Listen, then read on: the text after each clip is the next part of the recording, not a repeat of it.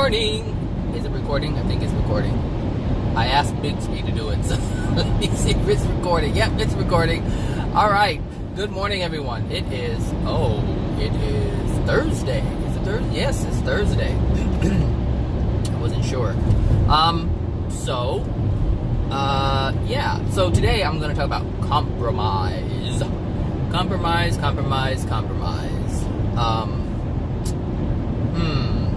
I thought I made a video about this, but I searched this morning and couldn't find one, so I think maybe I incorporated it in another video, but I'll just talk about it.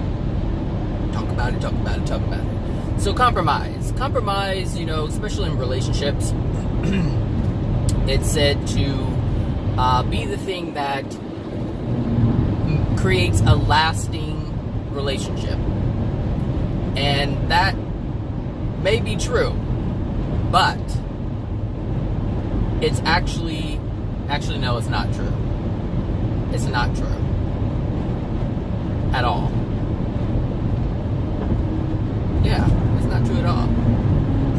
if you continue to look at it, if you understand the end result of compromise, and you know that it doesn't create a long lasting relationship, but it does in a sense that it keeps you together longer than what the relationship would have been if you didn't compromise.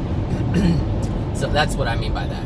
So, meaning you keep yourself in a perpetual state of compromise, which means you're keeping yourself in a perpetual state of unhappiness. And so that's what I wanted to talk about.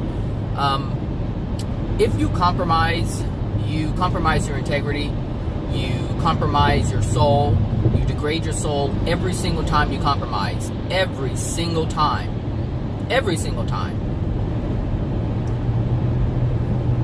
Which is why you shouldn't compromise.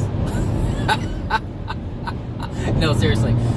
When you compromise, you are going against your soul. If someone is asking you to do something, or someone expects something of you, and you don't want to do it, and it goes against what you desire for yourself, you're compromising. And so what someone is asking you to do is, yes, I did talk about this before, but it wasn't in a video in itself. What you're doing, or what they're doing, is asking you to go against your soul. And if you actually compromise, well, let's just back up a little bit. If someone's asking you to do something that you don't desire, they're asking you to go against your soul. And that's an unloving thing. So that's number one. Number two, if you do compromise, now you're going against your soul. And now you have two people who are acting unlovingly.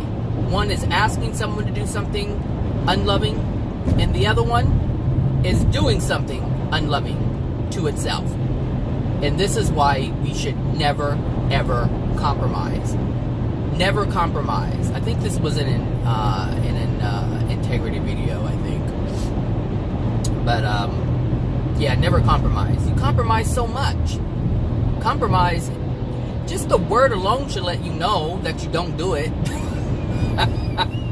Because you're compromising something. Never compromise yourself. Ever. For anyone. And if anyone expects you to do so, or asks you to do so, don't do it. And let them see. Because see, here's the thing. If you live in truth, and you know that you don't want to do whatever it is that is being asked of you, and you honor yourself and you say, no, that's not what I want to do. I don't want to do that. I just don't want to do that. And it doesn't matter. You don't have to give any explanation as to why you don't want to do it, other than the fact that you don't want to do it. And if the other person cannot understand that, they're not a loving person. And if you're in a relationship with this person, then you're not in a relationship with a loving person. And this should let you know some changes need to be made. And either the other person's going to get on board with love, or you're going to put on your walking shoes. That's all there is to it. Why would you want to be in a relationship with someone who's unloving? Well, there's an answer to that, which is you're requiring something from that person. That person is feeding an addiction. And so that's why you're willing to compromise your own love, your own integrity, your own self-love, your own integrity for that. So that means you have emotional injuries that are causing you to do that. It's self-harm. It's self-harm. You know what? Get away from self-harm, people. Self-harm. People look at, cutting themselves as self-harm. No. Self-harm is anytime you do anything that is against your desire. Of love, of course. So obviously if you're desiring something that's unloving, I'm not talking about that. So, don't do it. Just don't do it. Don't compromise. Don't compromise. Honor yourself. Honor yourself. Honor yourself. Because in the end, when you die, you're dying alone. Your soul is your soul. You're responsible for the contents within it. You're responsible for everything about you. Every single thing about you. And so let's say you pass first and, your significant other lives 20 years longer. You end up in the spirit world in a degraded state because you compromised, because you met their needs and didn't meet your needs, your desires, your passions, your longings. This is why we don't compromise. We don't do it. Because in the end, it's ourselves that we have to answer to. And we're responsible for. And anything that we experience is a result of our own self. That's it. Which is why we don't compromise. There would be less relationships, I'm telling you, if people did not compromise. People stay in unloving relationships because they're compromising. Because they're getting something met. They're getting an addiction met. Usually it's because they don't want to be alone. They need someone around. So they compromise. And the other way around can happen too. You don't interact with people, and so you're compromising the opportunity for you to have a loving relationship or positive engagement because you're compromising. You're compromising that which you long for. If you feel lonely, you're compromising. You are compromising. So it's not just, people who feel needy. What kind of traffic is going on today? Because this is usually not the way it is. I don't see any school buses. Oh, there's something going on up there.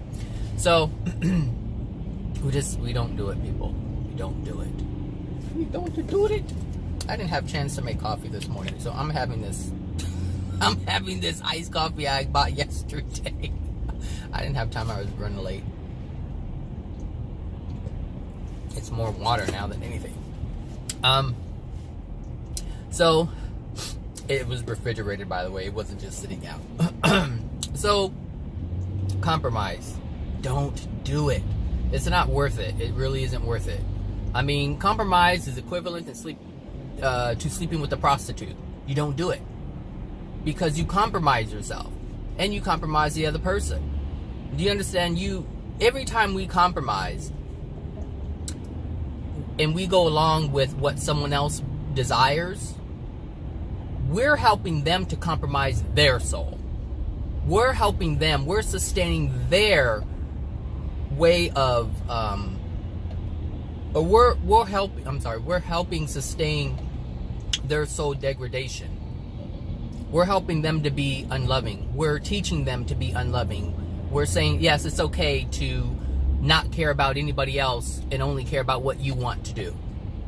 So this is why we don't compromise. This is why we don't do anything unloving. Because anytime we support anything that is unloving, we're supporting part of the problem.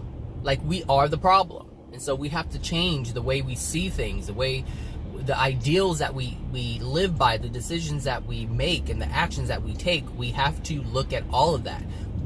All of these things we have to revisit. Humanity has to revisit all of them. It's a lot of red. That's all I know. And it's saying I'm getting at work at 7. Sorry about that. Well, you probably didn't see a difference, but I cut off the camera. So, yeah. Don't compromise. It's not worth it. It's not worth it. In the end, it's not worth it. It may, be in the moment. It may seem like it's the right thing to do, but it's never the right thing to do. And, it's not all about, generally people compromise to make someone else happy. And that's what we don't do. We do not make someone else happy. If they're not able to have happiness and joy on their own, if they're not able to create that for themselves, we do not create it for them. I was having a conversation with someone yesterday, and, they were saying that, they were talking about their son, and so they helped their son out, you know, and, you know, gave him money and a place to stay. Mind you, this person, the son gets money of their own. And this person really isn't doing anything with their lives and in terms of trying to get their own place and all this stuff, right? And so she was like, you know, I had to, you know, say, you know, you have until August so-and-so to get out. You have to leave my home. And that's a hard thing for a parent to do. But this parent, this parent yesterday said, you know, but, you know, I've learned this from you, you know, you don't take on other people's problems because it becomes your problem, and you take on all that stuff. And so she had realized that she was taking on a lot of things from her family, and it was stressing her out. And it, you know, you really think about it, one person taking on, you know, 10 people's problems, and it's not even their issue, it's not even the problem. Think about that. That's a lot. We're not even talking about your own stuff. We're talking about taking on the problems of others, making it your problem. And so you're putting on more of a burden, an undue burden. It's not necessary. It's completely unnecessary. But it's a choice that we make. We make these choices all the time, you know. And so, you know, she was saying, you know, I learned that from you, you know, and I really see it, you know. So I had to like back off and let them figure out what they need to do on their own, and not take on and try to help and fix everything. Because, so this person, I guess, you know, she said she let her son use a gas card. And she said she went to go get gas, and the card's maxed out. And she couldn't even get gas. And this is, you know, one of the things that I've talked about before in terms of trying to help people. You help them, and you take away from yourself, thinking that you're doing the right thing. And humanity has it wrong. And you can see by the way the world is, absolutely we have it wrong. But we keep making the same decisions, living the same ways, and carrying the same ideals over and over and over and over and over again. It's like, when at what point do you stop and say, this is not working?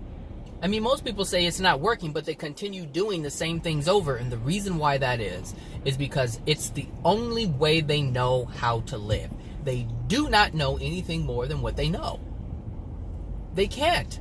They haven't learned anything new. And there isn't anyone who can teach them anything new. Until now. This, and you know, and I go back to AJ, it's like, the way AJ sees the world is different, because AJ comes from a different place, a different state of being. What is this lady? She's taking pictures. Driving and taking pictures. What's she taking pictures of? It's the side of a mountain.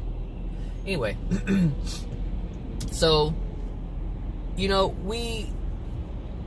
what was I saying? Because I was looking at this lady, didn't want her to hit me. AJ, you know, he comes from a different place, a different state of being. Like, he comes from a completely different dimension. It comes from a place where love is understood differently than it is here on the planet. And so here you have someone who is coming with a different perspective, a different understanding. And so that allows me to give you a different perspective, a different understanding. An understanding of what's actually going on. Why we do the things we do. I mean, the stuff that I talk about are things that you just don't hear out in public. You just don't hear it. And it goes against what people know in terms of how they live. It completely goes against it.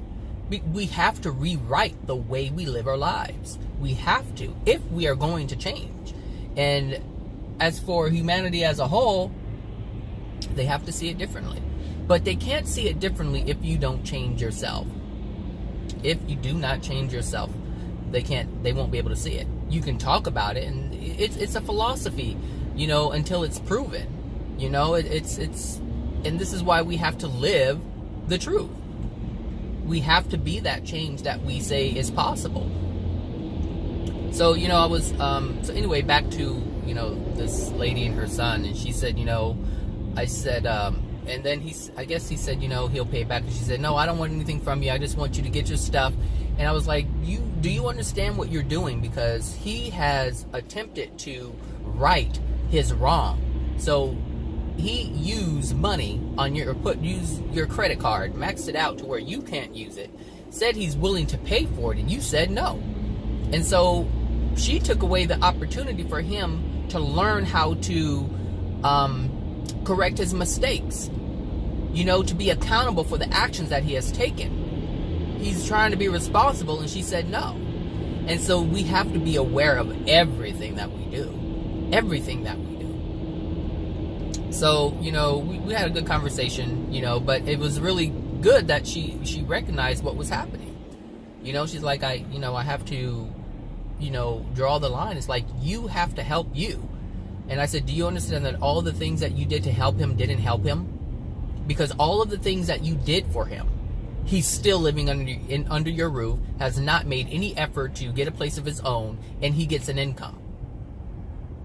So you see, we don't help people when we think we're helping people. And that is a compromise. We compromise ourselves. We compromise ourselves. Never compromise. Never compromise. No. So there was another interaction that I had with a coworker, and I actually made a video about it, but that's one of the videos that I did not upload. But this coworker, was Monday or Tuesday. I think it was Tuesday. I don't know what day it was. But this person came in and wanted to basically argue, and I'm like, I'm not open for that, So I left the office suite, and when I came back, the door was ajar, and sometimes people don't close the door, so I was like, oh, someone just came in and didn't close the door or whatever. So I closed the door behind me. And so, the thing is, I work in a mental health for a mental health program, and there's other programs that deal with people who have mental health issues. So it's pretty common to keep the door locked and closed, because anything can happen. You don't know who's coming and going or anything like that. And so it's customary just to keep the door locked. However, if we know we're going out, we'll unlock it, so we'll let ourselves back in. But this person didn't do that. They just left the door ajar, but they didn't tell anybody. I wasn't there, so I didn't know that person had left. So when I came in, like I said, I closed the door, and then next thing you know, there's like a banging on the door. Like, not a banging, but a really hard, forceful, I'm here knock. You can tell I could tell that there was agitation in the knock because of the way how loud and hard the knock was. And so another coworker said, who is it? And that person on the other side of the door didn't respond. And they yelled, and they're like, who is it? Because like I said, we work in an environment where there's some crazy people. So they still didn't say anything. And the person, yelled, who is it? A third time, like ghetto yell, right? And they still didn't respond. And so this lets first of all, it brings up concern. It's like, okay, who's not identifying themselves? Because anyone in the right state of mind would go ahead and identify themselves. But because this person was not in the right state of mind, they did not. They were angry because someone closed the door after they left it ajar. But we didn't know. So, there was a lot of anger. So anyway, so the person finally opened the door, and that was that. So that person came into my office about maybe 45 minutes after the fact, maybe an hour, 45 minutes after the fact, and was like, thank you for locking me out, like, being sarcastic with an attitude. And I was like, well, how was I supposed to know, you left the door open like that? And she's like, well, there's only 3 of us in here. Like, she just had attitude from the beginning. And I said, well, I didn't know. And so she wanted to keep going, and I was like, you know what, you can leave my office, because I wasn't open for that. That's not what I was about to get into. So, and she wanted to keep talking, and I was like, no, just leave my office, just go. I'm just not. And so I said, I'm not doing this with you. And so this person wanted to continue to argue, and I was like, so I got up and I was like, you need to leave. You really need to go. And so, I was like, so I kind of stood there, and so I started walking towards her so she would back up. And so she was like, oh, you're pushing me out. She just started going. I was like, you know what? You're harassing me. You need to leave my office. And so I said it loud enough so that other person could hear that I was actually saying, leave me alone. Get out of my office. You are harassed. Like, I made sure all of this was heard. And this person did not want to leave. So this person put their foot in the door so I couldn't close it. Like, this is the madness that was going on. And I was like, you know what? Look, I'm not going to argue with you. I'm not going to have this conversation that you want to have. So either you move your foot or your foot's going to be moved by the door that is closing. One or the other. But it's going to close. So this is one of the things where I was not willing to compromise my integrity. Like, I wasn't going to have myself get out of character and engage in this argument and get into this, heated debate about something that, as insignificant and small as closing the door. Because the bottom line is if you know that it's customary to have the door locked, then you take your key with you. You always take your key with you. That we all know that. Every time I leave the office, I don't care if it's just going to the restroom because it's not in our suite. So I take my key with me. It doesn't matter what it is. But this person, whatever. But this person has problems at home. And, I'm like, does she think I'm her husband? Because this is not happening today. This is not happening today, So this is one of these things where you just don't ever compromise. You don't. You hold your integrity. You're like, no, I'm not engaging in this kind of conversation with you. If you want to blame me, no. If you want to talk about what happened, fine. We can talk about that, but in a civilized manner. And that's it. Nothing more. And so, as just an example of me staying in my truth, period, meaning don't get out of character, don't get agitated. It's like, because once you do that, you compromise your soul. As you get angry and project anger towards another person, what that does is it degrades your soul. So anytime you get into these heated discussions, you're degrading your soul because you're projecting anger towards another person. You're being irritated and annoyed, and you're just putting some bad energy towards that other person, and that degrades your soul. So I didn't want to have anything to do with that. Was I getting agitated? Yes, but I only wanted her out of my office. I wasn't like, you stupid, bitch, whatever, get that F out of I wasn't going there. I just wanted her to leave, and that was it. And that was, and there's nothing wrong with that. When you restrict someone from harming you, you are loving yourself, and that's what I was doing. I knew I was going to get attacked from her, and that's not what I was open for. And so I was loving myself by cutting that off, by saying, hey, you know what, it's time to leave. Like, just like that. So don't compromise, it's like, just stay firm in truth, no matter what that is. No matter what that truth is, just stand in it. And it doesn't matter, like, she's angry at me, and that's fine. But it's her anger and her anger alone. There's other people in the office who are angry with me, and that's fine. It's their anger and their anger alone. It's one person being angry at another, but it's not two people being angry at each other. That's the difference. Keep the anger away. Let other people be angry for whatever reason. It's the thing. She was angry because I didn't want to engage in an argument with her. And this person loves to argue. That's just what this person likes to do. And I know that of her already. So that's why I'm not even going there. I can't entertain that. And just the feeling of anger coming into your body is, it's very uncomfortable. Very uncomfortable feeling. And, like I said, the other coworker, is angry because I didn't let them copy my paper from that fire drill thing. It's why? Because I didn't do what they wanted me to do? No, I wasn't about to compromise like that. And it's not that I prevented them. I said, just couldn't do it now, but they wanted it right then and there. And I wasn't going to, no. This is what I mean. Don't give people what they want just because they want it. Ever. They need to be able to create for themselves. And making you do it is not creating for themselves. That's getting you to do it. But if you don't want to do it, and there's a difference between doing something and not wanting to, and doing something because you want to. If you do something because you want to, then you're not compromising. It's not a compromise at all. You know, if you have two couples, and I think I brought it up before, like if, you know, you have two couples, you know, and, you know, they're both heterosexual, so you have a wife who wants to go to ballet, or both wives want to go to ballet, one husband does not want to go, and the other husband wants to go. Well, if the husband that wants to go, he's not compromising anything because he's doing something that his soul desires.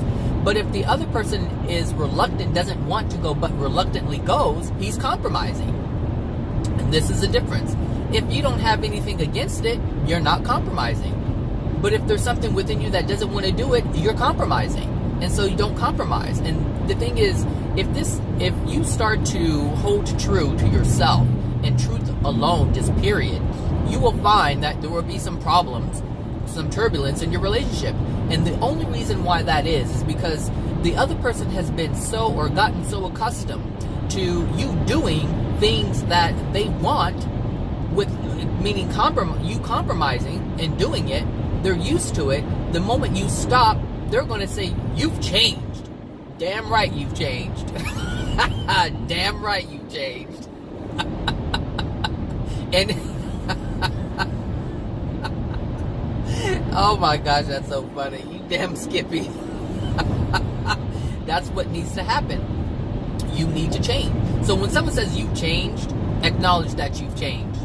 You know, they say it in a way to make you feel guilty, to make you feel bad, to make it feel like you did something wrong. Hell no. When you when you honor yourself, respect yourself, have love for yourself, that's the best change you can ever do. And basically, screw the other people who want you to do otherwise. That's it. Because if they want you to constantly go against your soul, they're not loving you, and you need to walk away. And the thing is, sometimes you don't even have to walk away because they'll walk away. But if they want to argue and belittle you because of it, hey, put your walking shoes on and love yourself, and continue to love yourself, and allow yourself to find someone who's going to not require you to compromise your soul, because that's basically what's happening. Is you're compromising the condition of your soul, and this is what you should not do ever. Your soul is your soul. You are the only one responsible for it. Your significant other is not responsible for your soul. You are responsible for your soul, and all the contents in it, and the condition of it, everything about your soul, because it is you are responsible for. And if you want to improve, then you're going to have to stop doing things that are compromising your soul. So that means you need to stop doing everything that harms you. Everything that harms you. And it's not going to happen overnight. It's going to happen little by little by little. Little by little by little. It happens over time. It doesn't happen right away. There's too much stuff in our souls for things to just happen like that. There's so many things that need to be released in order for the change to take place.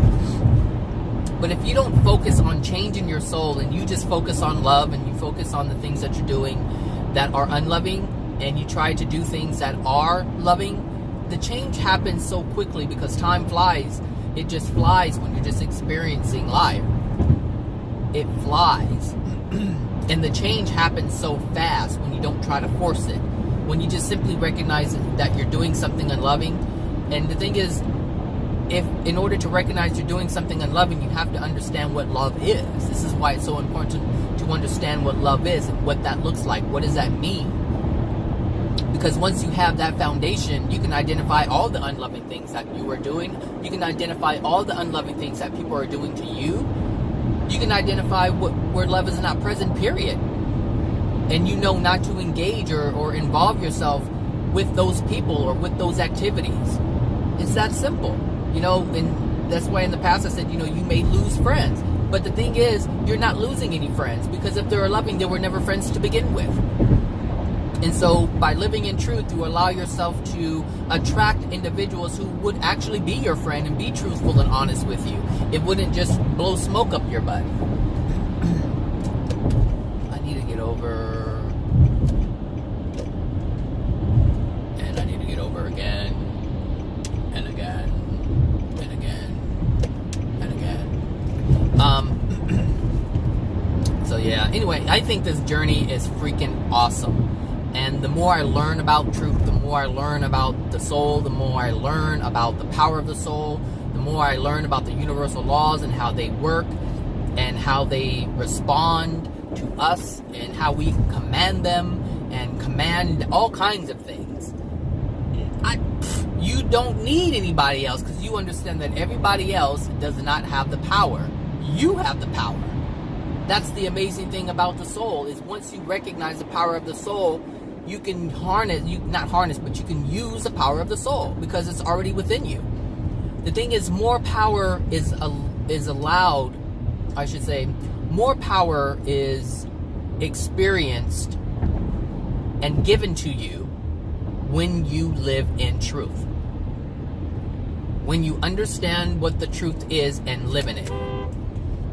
You know, you're taking too long with your, what are you doing on your phone? On your phone and you, oh, you're eating. So, hold on a second.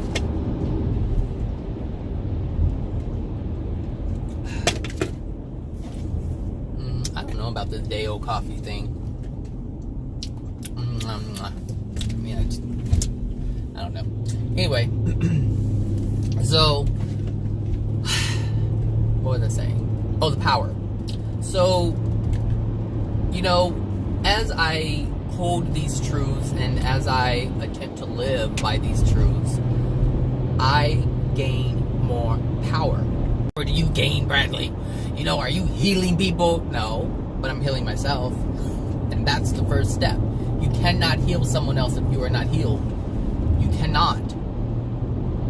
You can't. So, I have the power to see, not only see the lies that people tell, to see the untruths that people tell, that people hold, but I'm able to avoid living in them. I'm able to avoid engaging in those lies. I'm able to avoid being duped.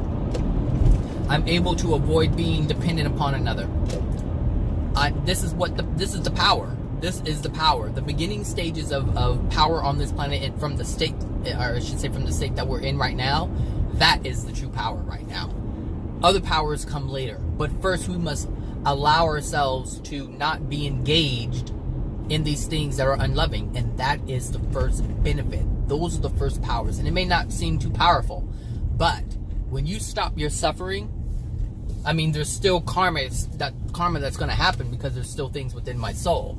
But what happens is I stop creating more of it. I stop engaging in things that would create more karma. That's the power. You ease your suffering. It's not going to stop it right away because there's other things that like for myself, there's other things that are within my soul that need to be released that are causing karma to happen. But for instance, the lady that came into my office, that was a karmic event. Like, that attitude that she came, the attitude that she brought, that was karma coming to me. But it was a power that I have now that allowed me to interact with that event differently, to see what it was, to experience it and extrapolate the truth of it, but without being sucked into it and degrading my soul even further. That is the power. And I'm okay with that power because it feels good. Trust me, it feels good when you don't have to argue, when you don't have to fight, you know, who wants to put on their boxing gloves all the time? Well, some people do. And the reason why some people do is because that's the only thing that they know. That's the only way they know how to defend themselves. And so I've learned a new way to protect myself.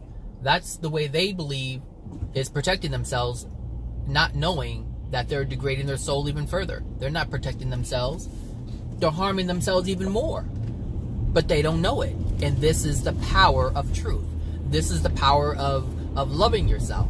This is what I'm saying. Like, this is the power. But these are the beginning stages of what power is to a degraded soul.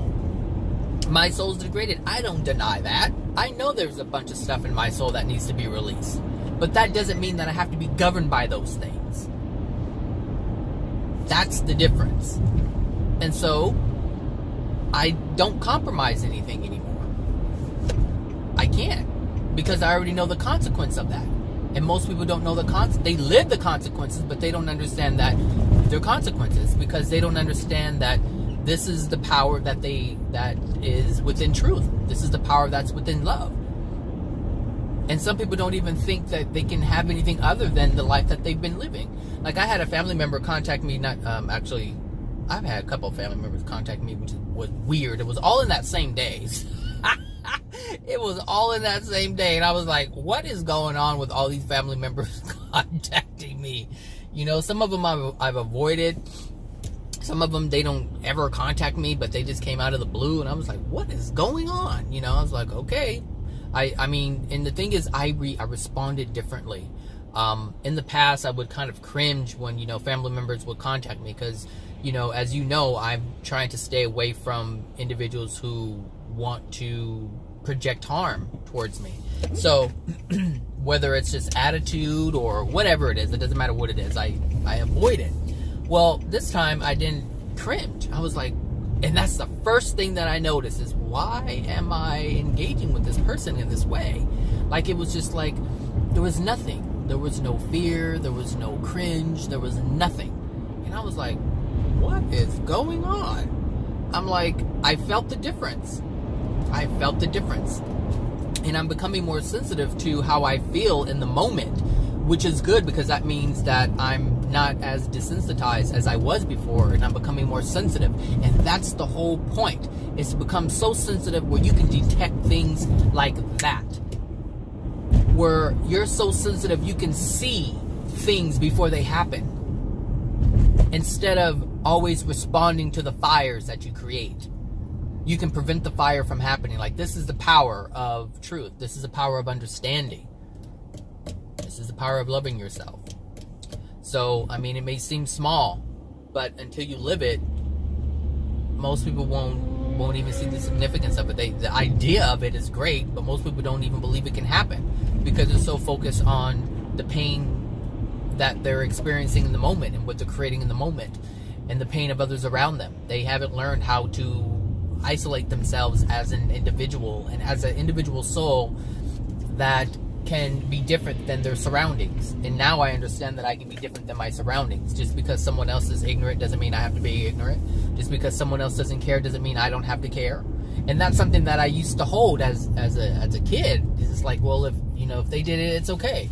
If they don't care, then, there's no point in me caring, because no one's going to support me. But now I understand I don't need anybody's support. I need to support myself. And if I want to do something, then I need to support myself in doing that. And if I don't want to do something, I need to support myself in not doing that. But most people, they don't. I mean, you can even look at social media. Look at these posts about, what do you think about this, or what do you think about that? Who cares what anybody else thinks about it? They're like, oh, yay or nay. Like, I don't know, country something. They post these things of old country houses, and they're like, yay or nay, and then they ask why. It's like, who cares? Do you like it? Who cares if somebody else doesn't like it? The only thing that matters is that you like it. But people are so dependent upon someone else's opinion about something. I was watching something about I don't know, all this stuff. It came across my YouTube, and it was like they were talking about Paris Jackson and Janet Jackson, because Joe Jackson died. So I guess there was a feud between who's going to pay for the funeral, and then they ended it with like, comment in the box below and let me know what you think about this. Should Paris Jackson pay for it, or do you think Janet should pay for it, or what do you think? And I'm thinking, who gives a shit? Like, it's not my dad. It's like, I mean, well, I don't want to say it's not my relative, because through marriage we are related, but that's another story. So, I mean, it's not my family member, it's like, that's not my immediate family, that's not even my deal, like, I don't know, I don't talk to Janet, I don't talk to Paris, and it's none of the money is coming out of my pocket, so who gives a crap in terms of who's paying for the funeral. But this is what people were creating videos about. It's like, let me know what you think, you know? And it's like, you know what? You're involving yourself in other people's lives, and it has nothing to do with you. And you're creating all this nonsense for yourself. It's like, why worry about those problems when you can barely pay your bills? I mean, really, that's something they have to work out for themselves. I mean, of course, I have an opinion about it, but it doesn't matter. It's never going to reach them. And so this is why it's like when people talk about other people's lives, they incorporate themselves into other people's drama, and it's not their drama, but they make it their own. And the problem with that is they're affected by it emotionally.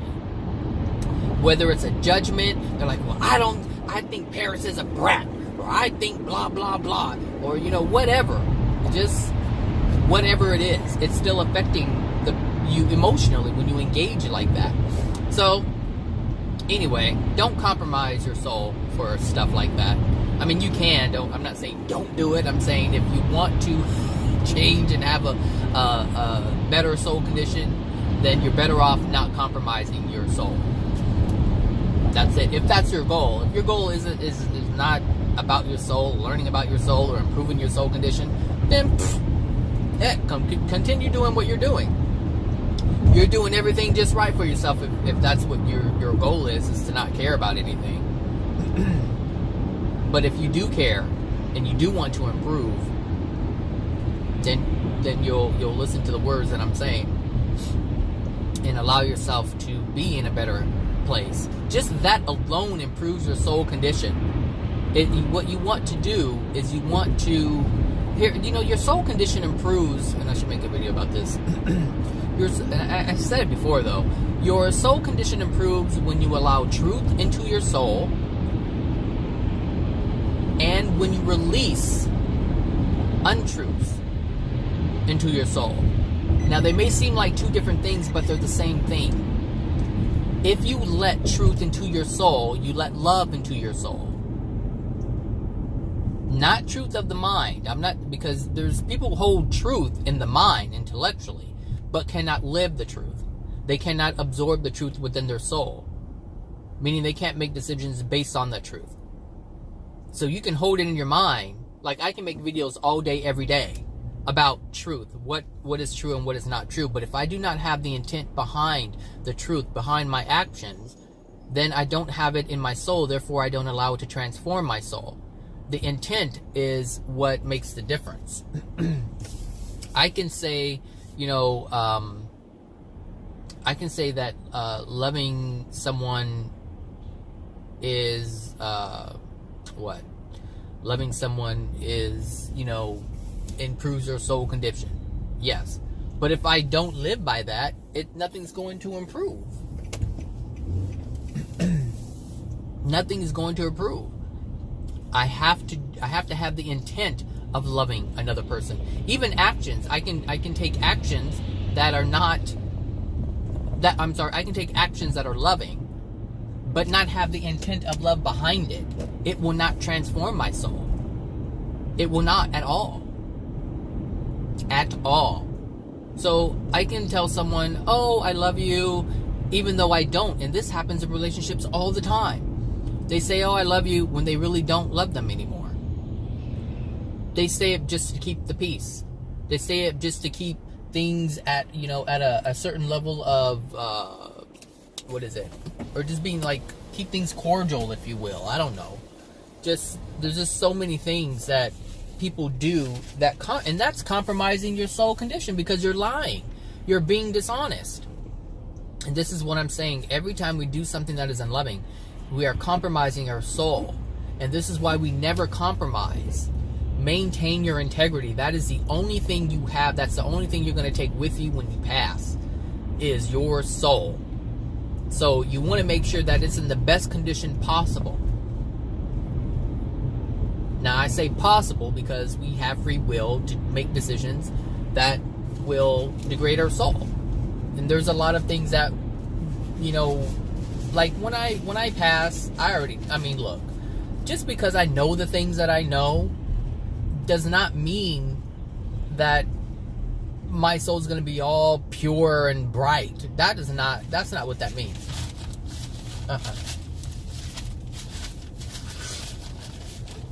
That's not what that means at all. It means I'm aware of it. I have to live by it. And I have to release the things that are within my soul before I can be all pure and bright. So it doesn't matter how many videos I listen to and how many videos I make. I have to live the truth. I have to live in love. I have to maintain my integrity. I have to not compromise. That's it. And the thing is, it's really difficult to be in relationships when everyone is so used to others compromising, because a lot of people are so used to others meeting their demands, and that's something I'm not willing to do at all. That's the first thing I cut from the start. I'm like, nope. Nope. Someone asked me, I was chatting on this, and send me a picture, and I was like, to myself, I'm like, I'm not sending a picture. And so, one, there was already there's already a picture of me. So it was like, I don't need to send another picture. And so the person sent me a picture trying to get me or force me to send one. Meaning, I sent you one, now send me one. I did it, so now you should send me one. No. My whole thing from the beginning was, I'm not sending one, and I'm not going to do it just because you did it. That's not going to guilt me into doing it. And this is what I'm saying. People are so used to manipulation, they don't even know they do it. But the thing is, they know they're doing it, because it's like they don't know they're doing it. They don't know it's manipulation, but they know how to control the situation. And that's manipulation. When you know how to control a situation, that is manipulation. People don't like to use that word because it has a negative connotation to it, but it's the same thing. Anytime you do something in order to move a situation in a certain direction, you're manipulating. That's what that is. And people are so used to manipulation. People live based on manipulation. Well, I want to feel like I'm worthy. So I'm going to do this so this person recognizes this, so that they will respond and say, oh my gosh, you're a great person, you're so great, you're so helpful, you're so wonderful, you're so this, I love you, blah, blah, blah, blah, blah, blah. Anytime you do things to get a response, you're manipulating the situation, which means you're manipulating the other soul so that you get what you want. And here's the thing, I don't live like that. Because that means I'm compromising my soul. That means if I would do something like that, that means that I don't have integrity. That means that I don't have love of self. Because anytime you compromise someone else, anytime you manipulate someone else, you're not being loving to yourself. You are always unloving to yourself first before it reaches anybody else. You are the first one that is harmed before anyone else feels their pain or degrades their soul. You were the first. And you may not see it, but you'll feel it later. And this is why it's so important to understand not to do it. Because you know the consequence of it. At some point, the consequence will be felt. And this is what you're trying to prevent. These painful consequences. I mean, if you want to, that's my goal, is to stop this pain. Who wants to live in pain? I don't. That's all I know. I don't. And so therefore, I learn and I live by the newfound rules, not new rules, not the new laws. They're just newly found for me. Oh. I was gonna go get something to eat. But I have bowls, so I can have oatmeal or something. So yeah, I'm gonna compromise. Even in business partnerships, people compromise. It's like, just find someone who is in alignment with your business model, whatever that is. Don't compromise. Don't compromise. People want someone to do this, in order so they can get what they want or have their needs met within their business or whatever. Clearly, that's not the right business partner for you. So don't compromise. Find another business partner who is in alignment with what you want. That's it. Don't make someone else compromise, and don't compromise yourself. It's that easy. It's that easy.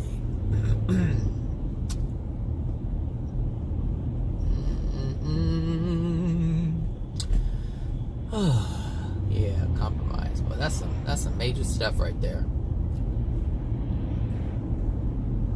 And that's that's a hard thing to do if you're addicted to your addictions. If you're in a relationship and you don't want to be alone, you're going to compromise. And you're not going to know how that affects you until, you feel it now.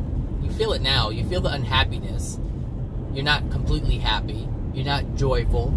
If you're arguing, fussing, and bickering, you're not, that's the result of compromising. You've compromised your integrity, you've compromised your happiness, you've compromised your joy, you compromised all of it already, and you're already feeling the effects of it by your unhappiness. But the fear of being alone is so strong. That's the one thing you fear the most, so you're willing to compromise all of those other things. You're willing to forego your happiness and your joy. You're willing to let all of that go. You're willing to not experience joy and happiness just so you're not alone. Isn't that crazy? That's crazy, isn't it? But some of you do it. Some of you do it. Wow. Wow. Wow. Wow.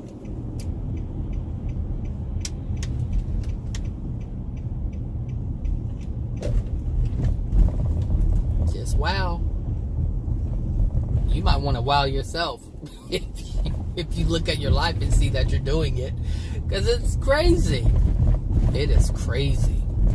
Woo-wee. And that can all change today. That sounds like a salesman. That can change today, folks. All you have to do is not compromise.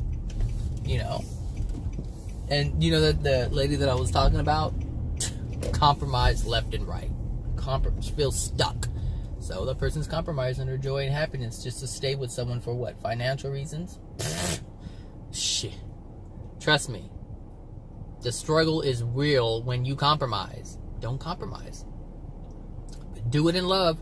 Don't do it to spite. Don't force yourself to do something you don't want to do. So there's a tricky thing.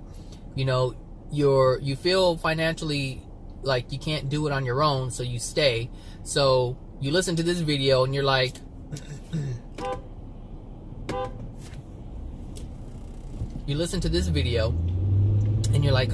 all right, that's it. I'm not going to compromise anymore.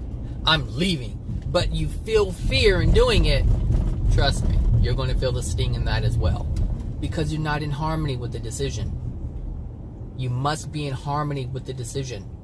You must understand that you're doing it because you love yourself, not doing it because someone says it's the right thing to do. This is very important.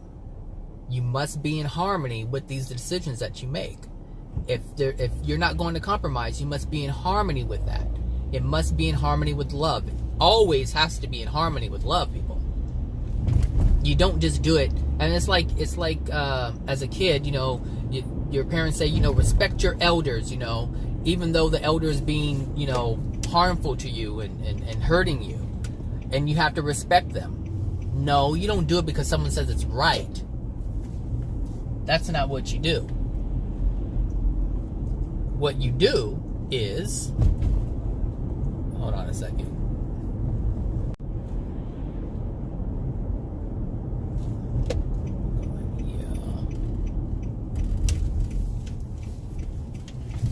What is that saying? Oh, so you don't it's like, okay, oh, that's equivalent to, a child, forcing themselves to do something that they don't want to do.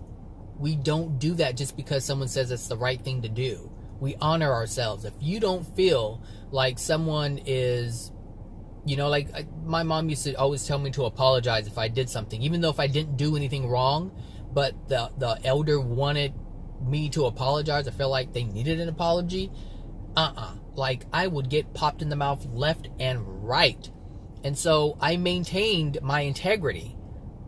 And I remember not ever saying sorry. I was like, I will not do it. No, because I did not do anything. Now my emotional injury comes from my mother doing what she did to me, which was trying to force me to do something that was out of harmony with love, and for inflicting pain upon me physically and emotionally because I didn't do what she said, because she said it was the right thing to do, which it wasn't the right thing to do. She wasn't protecting her child. She wasn't honoring what truth is. She was more concerned about how the elder viewed her, and I don't live by that. I never really have, obviously, because I kept getting popped in the mouth. And now that I think about it, like, I'm just so happy I got popped in the mouth, because that meant that I stayed in truth. And maybe that's why this stuff is so easy for me, because it's like in more ways than I realized, I honored myself growing up. But in some ways I failed. But for the times that I did honor myself, that means I did not degrade my soul. So yes, it's like, yes, you may, it's the same thing as like, and it's like I don't know what that verse is in the Bible, but it's like, okay, if someone hits you, if someone hits you in your cheek, what you do is you turn the other cheek and let them hit you, because you understand. The only reason why someone would allow that to happen is because they understand, they understand that love is not about harming another. And just because someone harms you does not mean that you have to put yourself in the same space as they are to commit harm to another person, or cause harm to another person, or bring harm to another person. You understand that. And so that's staying in truth, that's staying in love. And the thing is, you really don't just turn your cheek and allow them to do it again. You remove yourself from the situation as best as possible. And if they come after you, that's something completely different. But you protect yourself, but you don't cause harm to another person. This is the difference. And so, this is why it's so important to just continue to live in integrity, continue to live in truth, and continue to live in love.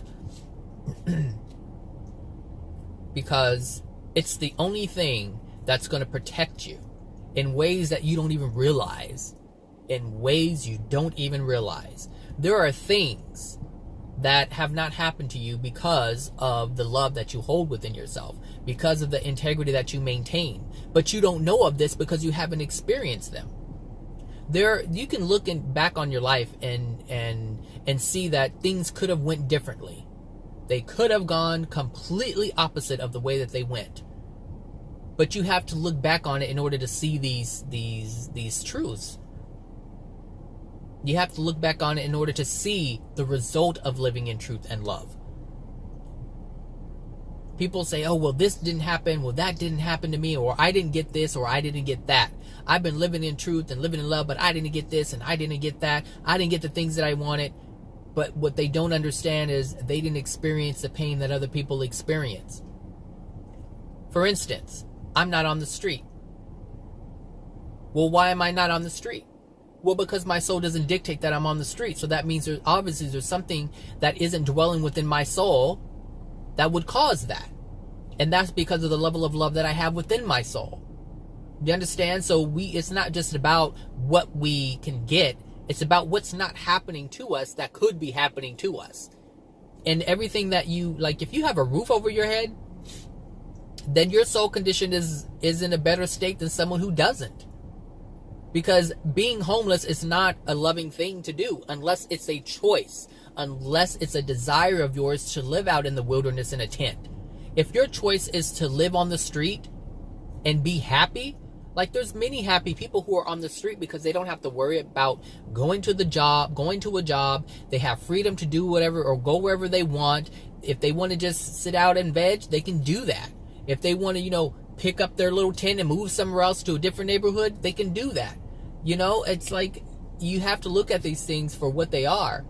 And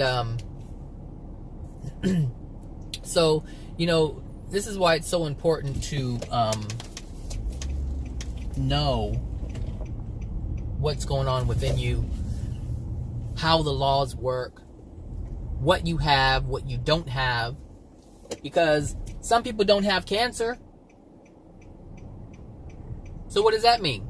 It means that it's not within their soul to have cancer. Well, isn't that a great thing? Absolutely. So the love in your soul is in a place where it can't generate that for yourself or for itself. That's a loving thing. That's something to recognize. So anyway, don't compromise, because that stuff that isn't happening to you, that's bad, can happen to you. And so the whole goal is to have a happy, loving relationship with yourself. So therefore, you have an experience that's a loving, positive experience. That's it. All right, everyone. Have a wonderful, Thursday, and I'll talk to you guys later. Bye now.